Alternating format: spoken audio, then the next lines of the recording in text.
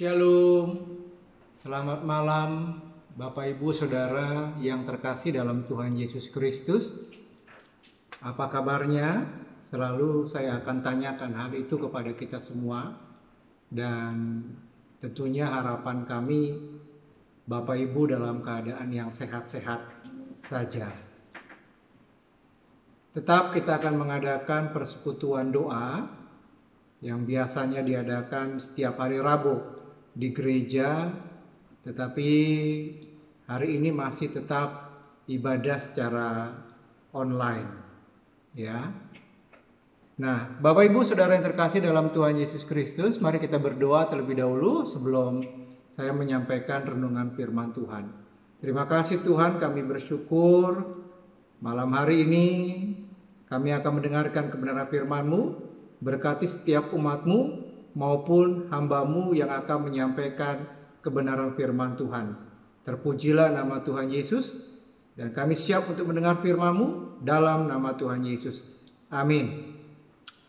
Bapak Ibu Saudara yang terkasih dalam Tuhan Yesus Kristus, tema renungan firman Tuhan dalam persekutuan doa kita pada malam hari ini adalah menjadi Kristen idaman. Ya. Menjadi Kristen idaman. Ya, nas firman Tuhannya di dalam Lukas pasal yang ke-12 ayat 1 sampai dengan yang ke-34. Tetapi saya nggak akan baca karena terlalu banyak, ya. Ayat 1 sampai dengan yang ke-34. Nah, bagian ini berbicara tentang pengajaran Yesus. Di situ dikatakan kepada ribuan orang, ya. Di dalam Lukas pasal 12 ayat yang pertama dikatakan, sementara itu beribu-ribu orang banyak telah berkerumun, sehingga mereka berdesak-desakan. Lalu Yesus mulai mengajar. Ya. Bapak Ibu Saudara yang terkasih dalam Tuhan Yesus Kristus, menjadi Kristen idaman menurut pengajaran Tuhan Yesus, itu yang seperti apa? Ya. Satu, yang pertama adalah Kristen idaman itu yang pertama jangan munafik. Saya akan bacakan di dalam ayat yang pertama, ya, Lukas pasal 12 ayat yang pertama. Di situ dikatakan, sementara itu beribu-ribu orang banyak telah berkerumun sehingga mereka berdesak-desakan. Lalu Yesus mulai mengajar. Pertama-tama kepada murid-muridnya katanya, waspadalah terhadap ragi, yaitu kemunafikan orang Farisi. Ya. Ini pengajaran yang pertama untuk menjadi Kristen idaman. Di situ dikatakan jangan munafik seperti orang Farisi. Dikatakan, ya. Nah, pengajaran ini eksklusif sebenarnya, karena di situ dikatakan pertama-tama kepada murid-muridnya. Yang dimaksud dengan murid-muridnya adalah ke-12 murid Tuhan Yesus Kristus. Kenapa pengajaran jangan munafik ini menjadi eksklusif kepada 12 muridnya? Karena mereka lah nanti yang akan menjadi pemimpin, mereka lah yang akan menjadi pengajar, dan mereka lah yang akan menjadi pelayan, yang akan menggantikan Tuhan Yesus. Bapak Ibu Saudara yang terkasih dalam Tuhan Yesus Kristus, pelajaran jangan munafik ini menjadi materi pertama, ya, dalam kelas pembinaan kepemimpinan Kristen, ya.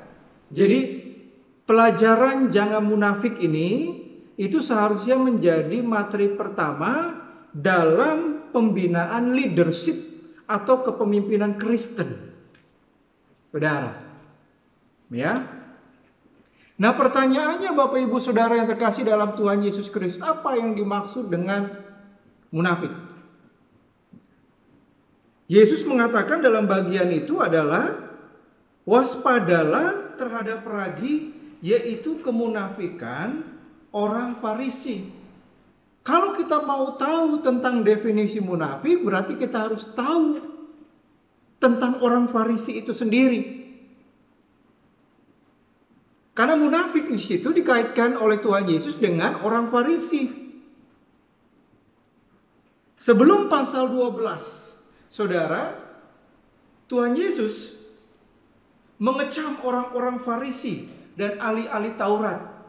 Bagi Tuhan Yesus, mereka adalah orang-orang yang munafik. Itulah sebabnya Tuhan mengecam mereka.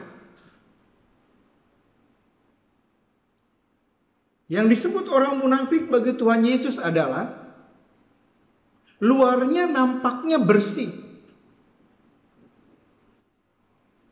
tapi dalamnya penuh kejahatan. Itulah sebabnya seringkali Tuhan Yesus melukiskan orang Farisi itu seperti kuburan yang dicat putih, luarnya nampaknya bersih, tetapi di dalamnya penuh dengan kerangka-kerangka.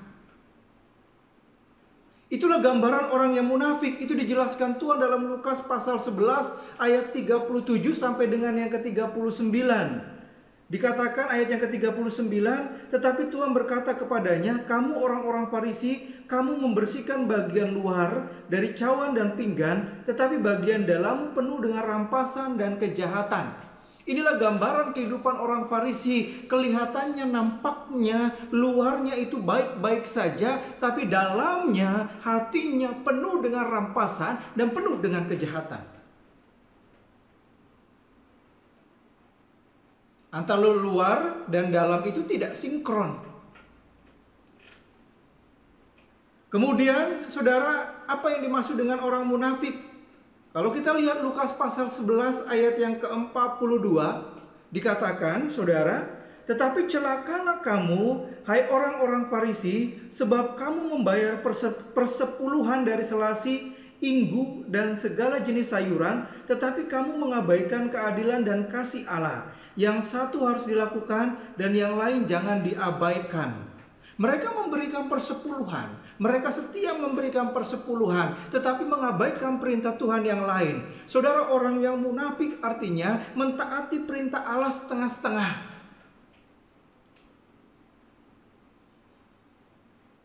Mereka memberi persepuluhan, tetapi hidup mereka nggak ada kasih.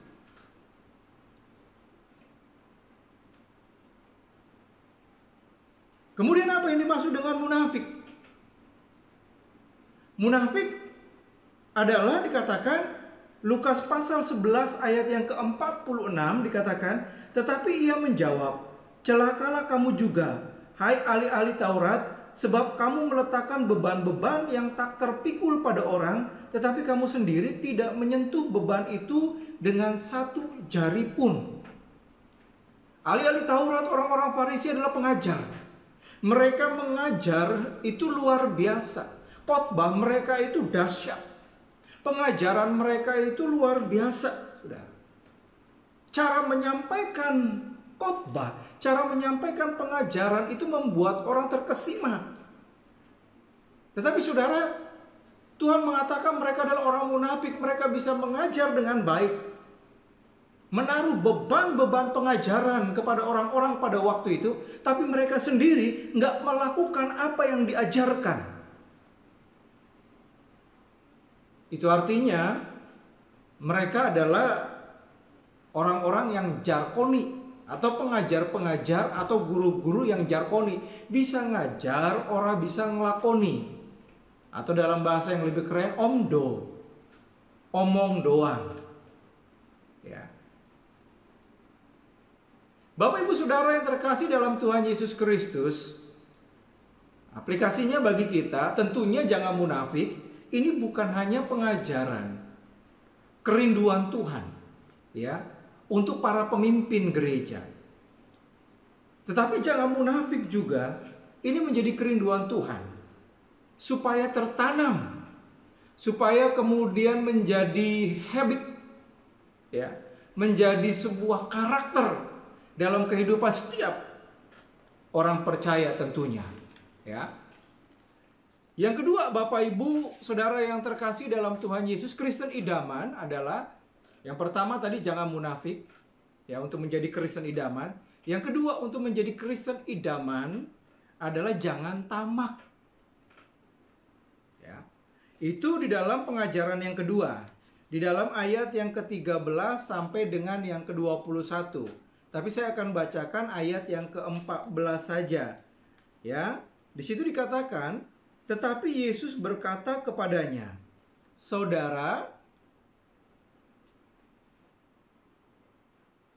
siapakah yang telah mengangkat aku menjadi hakim atau pengantara atas kamu?" Sampai ayat yang ke-15 kalian. Katanya lagi kepada mereka, "Berjaga-jagalah dan waspadalah terhadap segala ketamakan. Sebab walaupun seorang berlimpah-limpah hartanya, hidupnya tidaklah tergantung daripada kekayaannya itu." Ya. Bapak Ibu Saudara yang terkasih dalam Tuhan Yesus Kristus, setelah Tuhan Yesus mengajarkan jangan tamak, kemudian ada seorang yang bertanya, atau ada seorang yang berkata kepada Tuhan Yesus, ya, tentang harta warisan. Saudara, orang ini meminta Yesus untuk menjadi hakim. Orang ini meminta Yesus untuk menjadi pengantara antara dirinya dengan saudaranya, ya. Karena saudaranya tidak mau berbagi harta warisan kepada dirinya. Tetapi saudara, kalau kita baca dari ayat yang ke-13 sampai dengan yang ke-21, Yesus tidak menjadi pembela dirinya, tetapi justru Yesus berkata kepada orang ini dan menyebut orang ini sebagai orang yang bodoh. Ayat yang ke-20 dikatakan, tetapi firman Allah kepadanya, "Hai engkau orang bodoh." Ya. Saudara, kenapa orang ini disebut Yesus sebagai orang bodoh? Tentu ada alasannya. Yang pertama, saudara, orang ini adalah orang yang tamak. Kepada setiap orang yang tamak, bukan hanya kepada orang ini Tuhan mengatakan bodoh, tetapi kepada setiap orang yang tamak Tuhan akan mengatakan bodoh.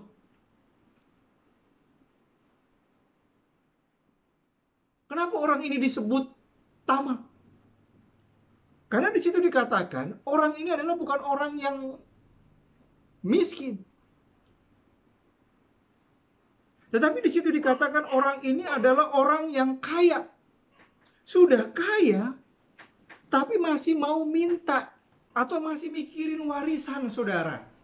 Yang kedua, kenapa orang ini disebut bodoh oleh Tuhan Yesus? Bukan karena tamak, tetapi di situ dikatakan orang ini hedonisme. Ya, hedonisme itu orientasinya itu hanya harta, orientasinya itu hanya kesenangan duniawi. Ayat yang ke-19 dikatakan, sesudah itu aku akan berkata kepada jiwaku, jiwaku ada padamu banyak barang, tertimbun untuk bertahun-tahun lamanya, beristirahatlah, makanlah, minumlah, dan bersenang-senanglah, saudara. Ya. Orang ini bukan hanya tamak, tetapi orang ini hedonisme. Orientasi hidupnya hanya harta dan kesenangan sementara di dunia ini. Kemudian, orang ini disebut bodoh karena tidak kaya di hadapan Allah. Secara manusia, ukuran manusia, orang ini adalah orang yang kaya. Tapi di hadapan Tuhan, di mata Tuhan, orang ini miskin, tidak kaya di hadapan Allah. Bapak Ibu Saudara yang terkasih dalam Tuhan Yesus Kristus, bersyukurlah kepada Tuhan kalau kita diberikan kelimpahan harta duniawi, ya. Gunakan juga untuk menabur kebaikan.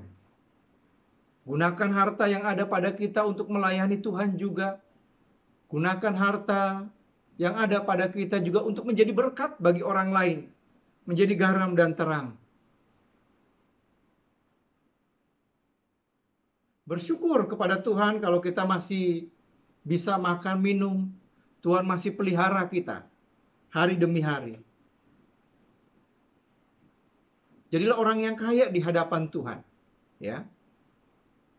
Ini pengajaran yang kedua kalau kita mau menjadi orang Kristen idaman. Saudara. Yang ketiga, yang terakhir. Kalau yang pertama, jangan munafik. Yang kedua, jangan tamak. Untuk menjadi orang Kristen idaman. Yang ketiga, jangan khawatir. Ayat yang ke-22 sampai ayat yang ke-34. Saya akan bacakan ayat yang ke-22 saja. Dikatakan, Yesus berkata kepada murid-muridnya, "Karena itu aku berkata kepadamu, janganlah khawatir akan hidupmu, akan apa yang hendak kamu makan, dan janganlah khawatir pula akan tubuhmu, akan apa yang hendak kamu pakai." Pengajaran yang ketiga untuk menjadi orang Kristen idaman yang disampaikan Tuhan adalah berkaitan tentang jangan khawatir. Atau berkaitan tentang kekhawatiran hidup. Saudara, apa kekhawatiran terbesar manusia?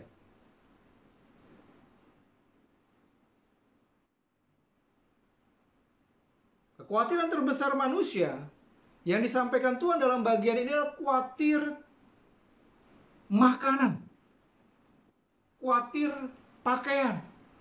Saudara, di situ dikatakan Yesus berkata kepada murid-muridnya, "Karena itu aku berkata kepadamu, janganlah khawatir akan hidupmu, akan apa yang hendak kamu makan, dan janganlah khawatir pula akan tubuhmu." Ternyata makan dan pakaian, saudara, ini menjadi kekhawatiran terbesar dalam kehidupan manusia. Ya. Itulah sebabnya dalam situasi sekarang, masa-masa krisis, pandemi COVID-19, saudara, bantuan yang diberikan pemerintah, bantuan uang atau bantuan sembako, ya, bantuan makan dan minum, dan juga banyak aksi-aksi sosial memberikan bantuan juga berupa makan, berupa minum dan sebagainya, ya. Bapak Ibu Saudara yang terkasih, kenapa pengajaran jangan khawatir ini penting? Kenapa Tuhan mengatakan kepada setiap pengikutnya? Kenapa Tuhan mengatakan kepada setiap orang Kristen, kepada setiap orang percaya supaya jangan khawatir tentang apapun juga. Jangan khawatir tentang makan, jangan khawatir tentang minum, jangan khawatir tentang pakaian dan sebagainya. Ayat yang ke-30 ini menjadi sebuah jawaban, saudara. Dan ini harus kita amini dan kita imani. Ya. Allah kita bukan hanya Allah Immanuel. Allah kita adalah Allah yang tahu apa yang menjadi kebutuhan hidup kita. Dikatakan di dalam ayat yang ke-30, saudara, semua itu adalah makan, pakaian, dan minum. Dikatakan, dicari bangsa-bangsa di dunia yang tidak mengenal Allah. Orang yang tidak percaya kepada Tuhan Yesus pun mencari. Orang percaya pun mencari itu, dikatakan, ya. Tetapi di situ dikatakan yang luar biasa, akan tetapi Bapamu tahu. Ya, saudara. Bapa di surga tahu apa yang menjadi kebutuhanmu, apa yang engkau cari sebagai kebutuhan hidupmu. Makan, minum, pakaian. Yang tadi disebutkan, saudara, dikatakan, maka semuanya itu, bahwa kamu memang memerlukan semuanya itu. Bapa tahu makan kita perlukan, minum kita perlukan, pakaian itu kita perlukan. Bapa tahu di situ dikatakan keperluan kita, kebutuhan hidup kita, ya.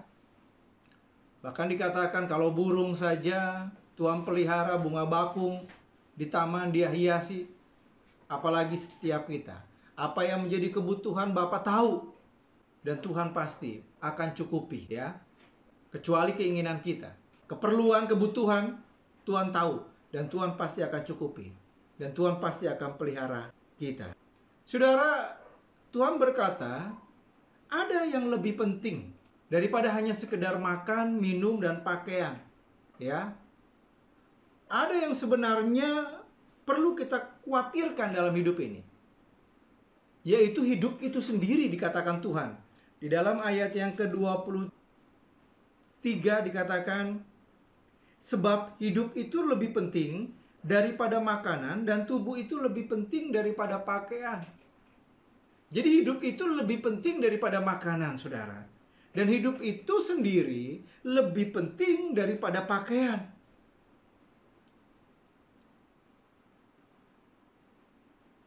Apa yang dimaksud dengan hidup? Ya. Nafas yang masih Tuhan percayakan kepada kita setiap hari. Sampai hari ini kita masih hidup.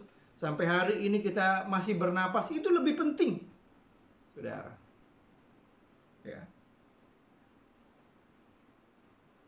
Bagaimana kita mengisi hidup?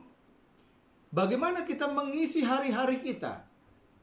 Bagaimana kita mengisi nafas hidup yang masih Tuhan percayakan kepada kita? Jangan justru kita lupa. Selagi hidup kita nggak mencari Tuhan. Itulah sebabnya Tuhan katakan selagi hidup dan masih bernafas, jangan lupa satu hal dikatakan di dalam ayat yang ke-31.